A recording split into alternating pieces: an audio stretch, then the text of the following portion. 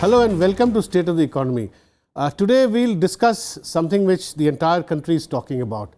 The biggest ever monetary shock to have been delivered to India's economy probably since independence. 85% of all currency is being replaced, withdrawn. That's what demonetization means. Now, how it is being replaced, the mechanisms put in place, all being questioned by everybody around. India is standing in long queues, as you see in television sets and all over the place, rural India, urban India. Now, what is going to be the impact of all this on the economy in the short term, medium term, long term? So we thought we'll get somebody to decode for us what exactly is going on. Somebody who's been the longest serving finance minister since 1991 when India opened up its economy, Mr. P. Chidambaram.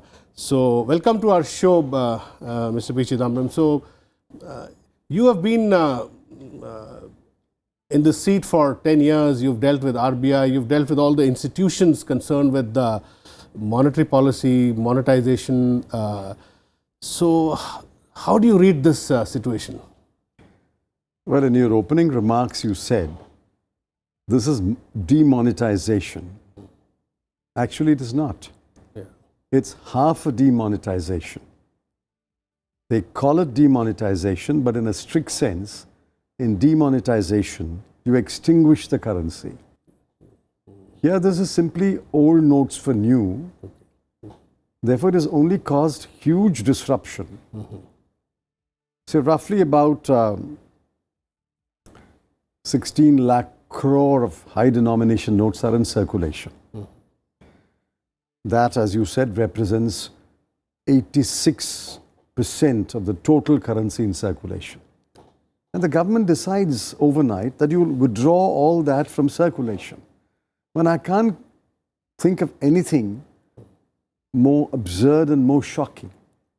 How can a country's economy, country's people move about and do what they have to do every day, like eat, travel, buy, sell, when 86% of your currency has been impounded overnight?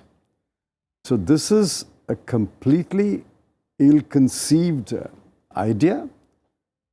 It is terribly executed, and the consequences are therefore horrible consequences. So there are reports from trade bodies, even CII has come up with a figure that immediate decline or deceleration, slowdown in daily trade, daily transaction volumes is anywhere between 50 to 70%. Now, how do you see this impacting the economy in the short run? Assuming that the replacement process, which the government said they would do it fast, say in 2 weeks, it looks like the way replacement is going to take at least 3 months. So if you are finance minister, what will be your thoughts at this moment? If I was finance minister, I would have killed this idea if somebody proposed the idea to me. Okay. In fact, it was proposed in the past. The CBDT examined it and gave a report in 2012 or 2013, debunking the idea and saying this is a bad idea. When Dr. Raghuram Rajan was governor, this idea was put to him. And by whom? I don't know who put it to him, because after a speech in August 2015, he was asked a question, why not demonetize high denomination notes? To which he answered, why the so-called gains of demonetization are so small and the pain will be so large and the disruption will be so huge that this is a bad idea. So this idea would not have traveled beyond my desk. Okay. Be that as it may. Now, how can you measure the extent or the value of the disruption? Wholesale markets have shut down. Yeah. The mandis have shut down. Cooperative banks have completely shut down because for some strange reason, the RBI decided cooperative banks will not be allowed to exchange currency. Farmers can't put in money, farmers can't take out money. Sowing has been delayed. Buying of fertilizer has been deferred. More than that, weekly markets. See, we call it Shandi, or in Tamil we call it Sunday. I come from a village. You have a Shandi in village A on Monday, village B on Tuesday, village C on Wednesday, and it goes down. It is to the Shandi, the surrounding villages bring their produce and wares. Pots and pans, baskets, toys, vegetables, fruit, groundnut. It's at the Shandi people buy and sell. All the Shandis have shut down. Industrial hubs, Tirupur, Surat, Ichalkaranchi, have all shut down. Why? There is no money to pay wages to the workers. There is no money to pay for the ancillary services. For example, transportation. There's no money to pay for that. I think any estimate of the loss to the economy is only a crude estimate. It will be a very, very large loss. And add to that, I did some back of the envelope calculation. My calculations show that outside ATMs and outside bank branches, if you count all the bank branches and all the ATMs which are functional, and you assume that 500 people are standing outside each venue every day, something like 12, 13 crore people are standing in queue every day, not doing their work, not being able to go to the work. So I think the estimate of loss of man-hours, productivity, all that I think will be a gross underestimate.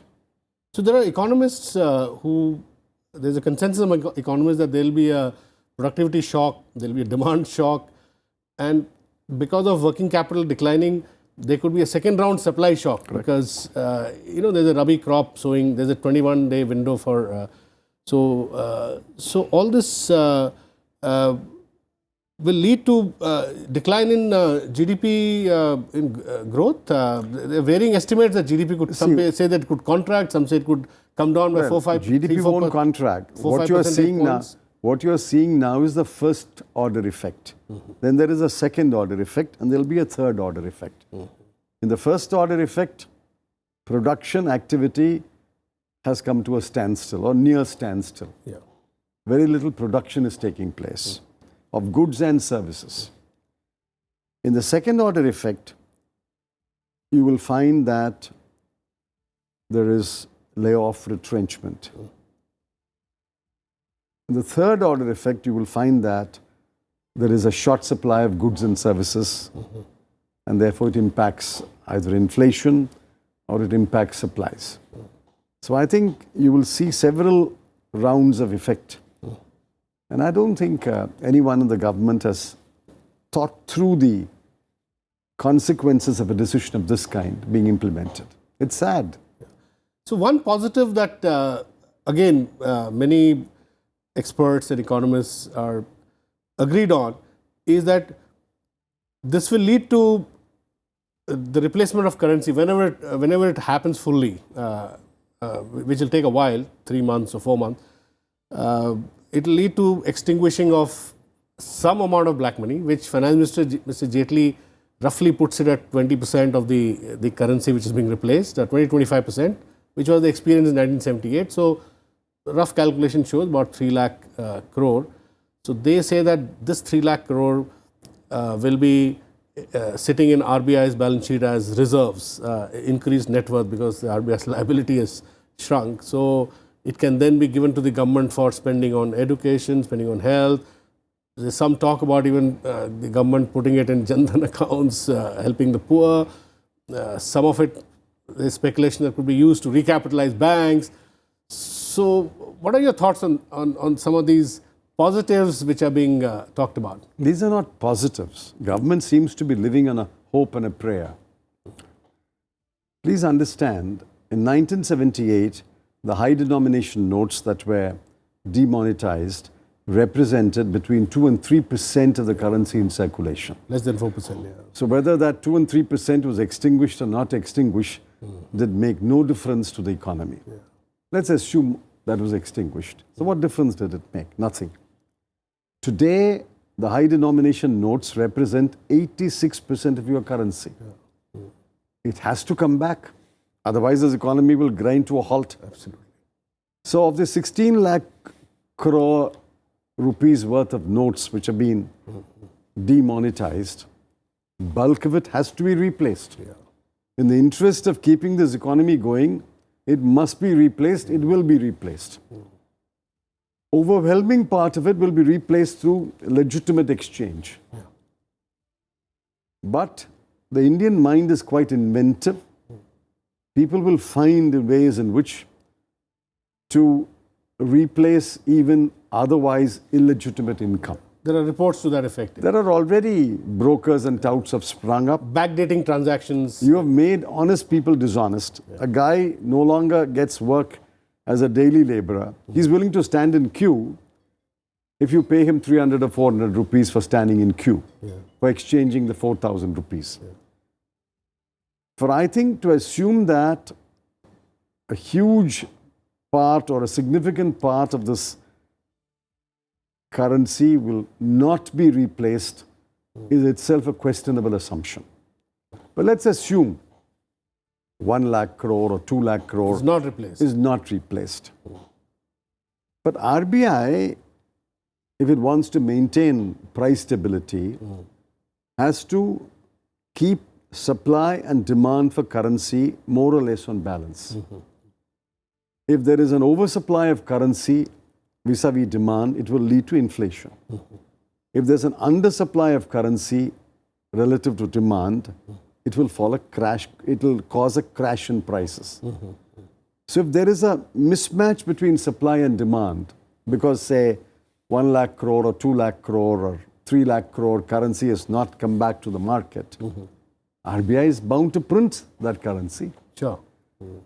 Now, between replaced old currency with new notes and RBI's new printing of currency, if at the end of 6 months or 9 months, the currency in circulation comes back to 16 lakh crore or 17 lakh crore, what is this exercise about? That's what... So all these are imponderables. All these...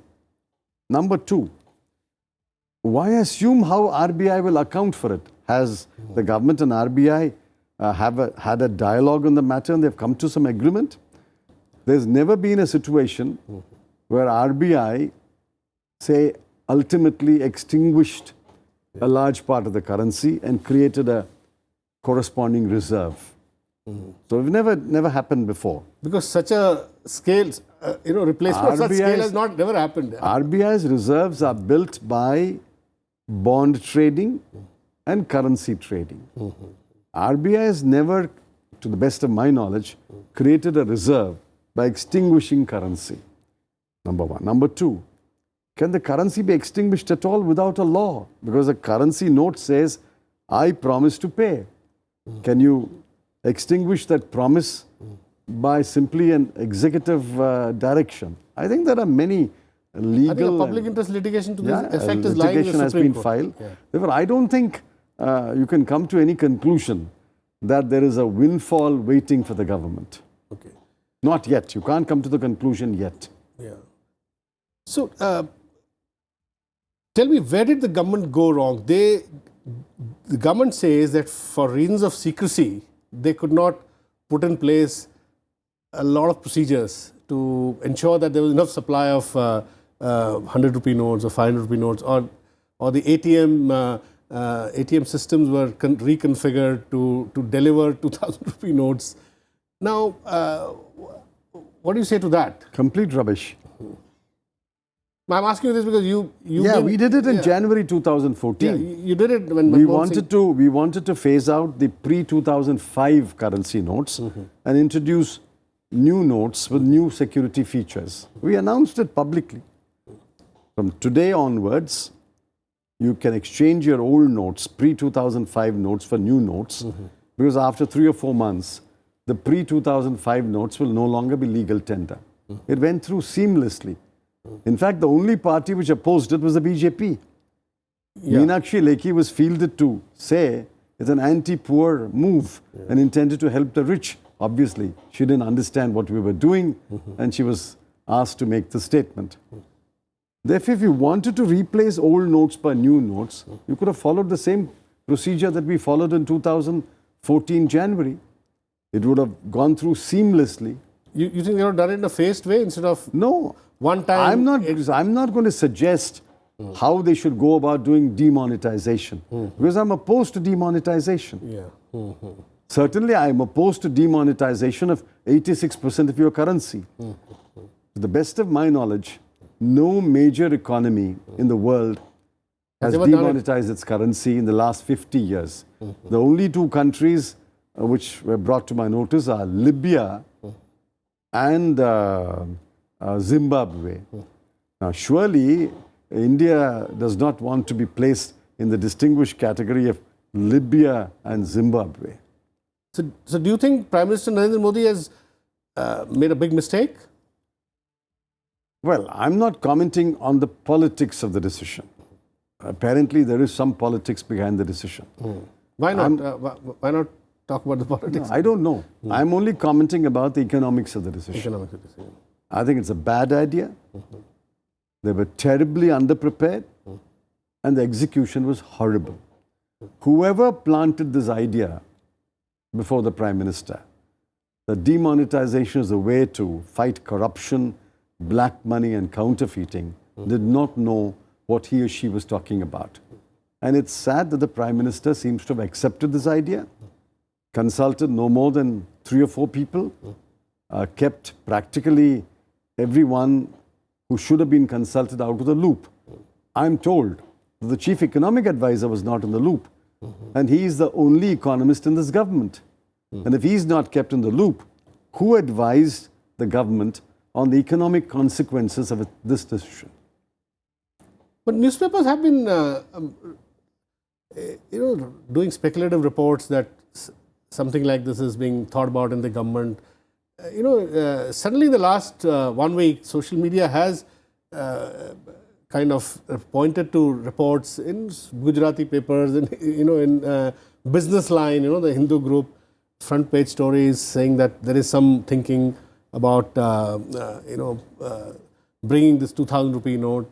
So do you think it was such a big secret in the sense, if reporters were writing about it? So I don't think anyone had anticipated demonetization. I think some had anticipated the introduction of the 2,000 rupee note. But that is a routine matter. The introduction of a 2,000 rupee note is a routine matter. By the way, what is the logic? I've asked this question since the 9th of November. Nobody has given me a straight answer.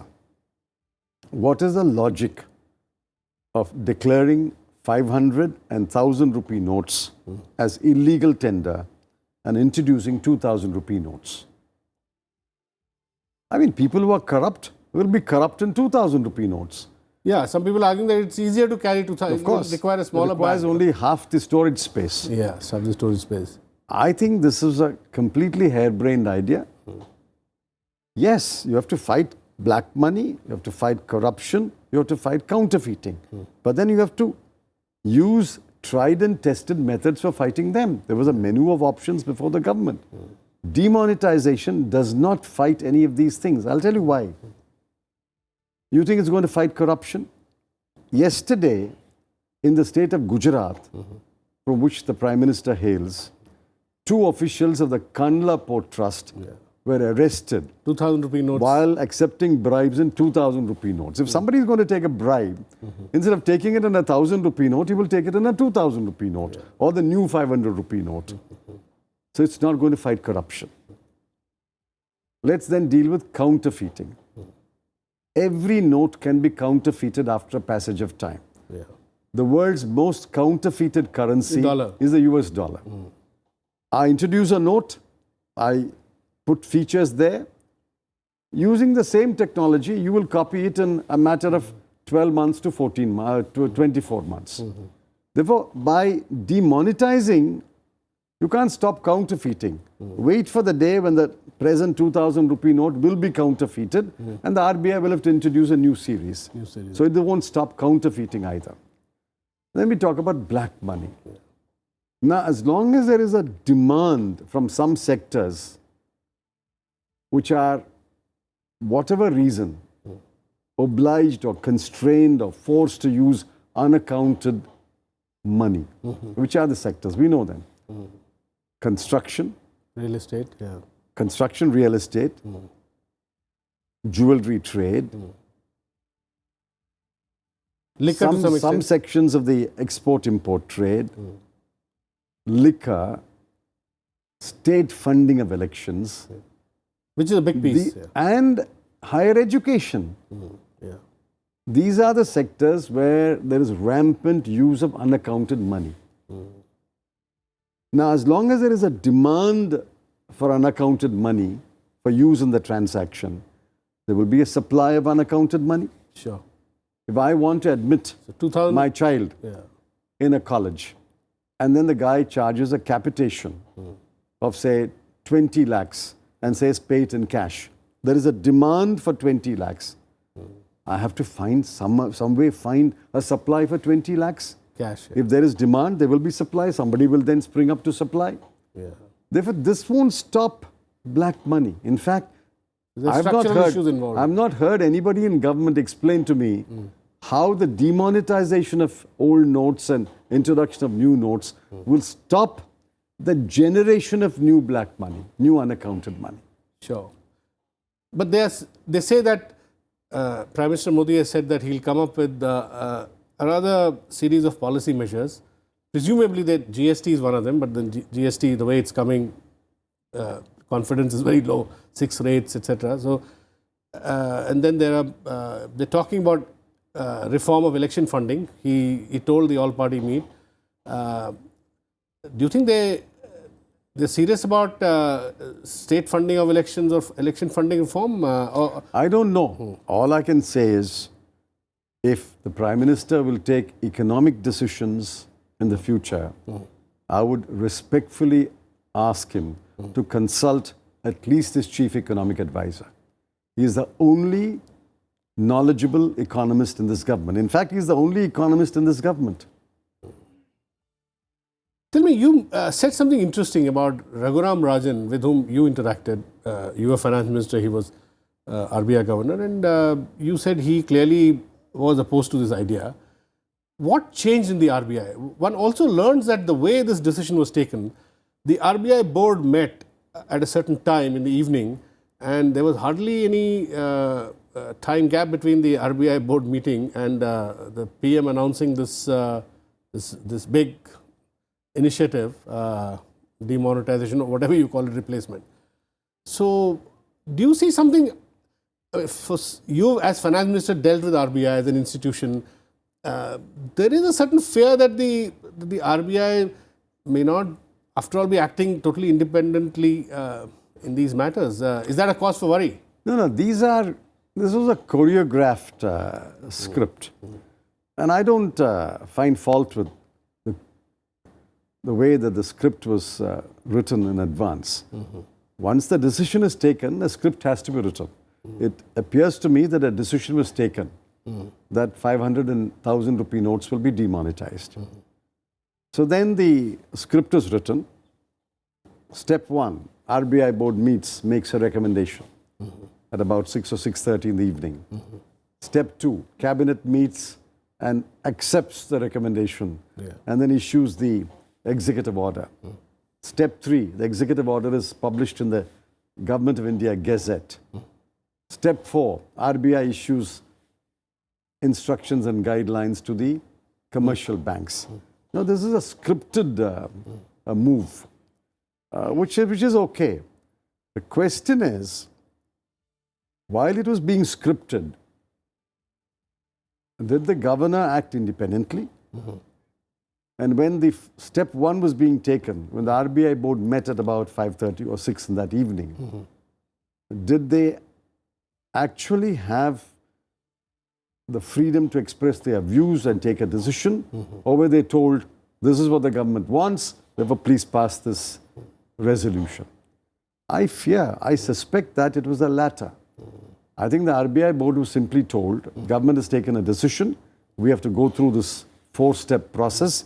We are at step 1. Now please pass this resolution and please make this recommendation. I'll tell you why I'm asking this question, because a few months ago, while Raghuram Rajan was still governor, there was a note from the PMO which suggested that RBI could easily give up to 3 to 4 lakh crores of its reserves to the government,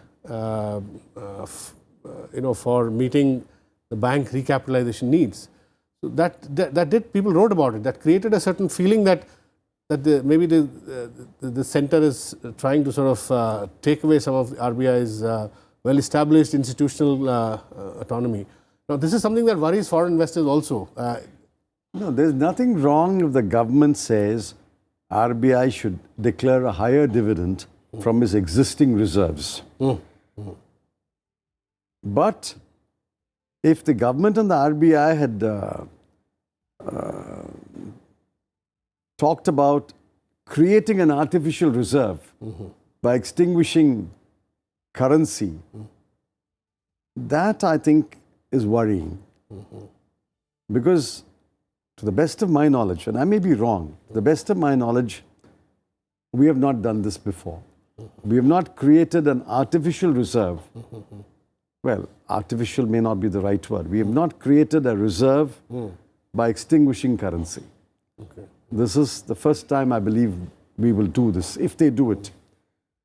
So, whether the legality of that move, whether the soundness of that accounting practice has been examined, whether it's in accord with international central bank accounting practices, I don't know. A lot of unprecedented kind of things. But clearly, I know, and I am willing to assert, that Dr. Raghuram Rajan was opposed to the idea of demonetization. Tell me, finally, what's your estimate in the short to medium term? Do you think GDP growth will decline? Currently running at 7%, it could decline by a few percentage points. Give us a guess. I don't think people of this country attach any credibility to the GDP number. I mean, you say that GDP is growing at 7.5, but you know in your bones it is not growing at 7.5. Okay, whatever the number, from there it will decline. So, a 7.5 number. Okay, many investors believe it's 6.5. 7.5 number after this exercise, if the CSO reports in one quarter, it's come down to 6.5. Now, that's purely a number, it's a statistic. What is worrying is the real impact on lives of people. As it is, it has impacted lives of people. Every day you hear, you can dismiss it as anecdotal, but these are real life stories. People can't buy medicine, somebody can't send home to his wife whose child is ill, somebody can't buy fertilizer. I know friends who have gone without 2 or 3 meals between the 8th night and the 9th afternoon until they are able to scrounge some petty cash to buy a meal. So human distress is the... Yes. And I think the impact on the economy will be quite severe. What extent, I can't say. But the pain will continue. I'll tell you why the pain will continue. They have demonetized about 2,100 crore individual pieces of currency. Now they have to be exchanged.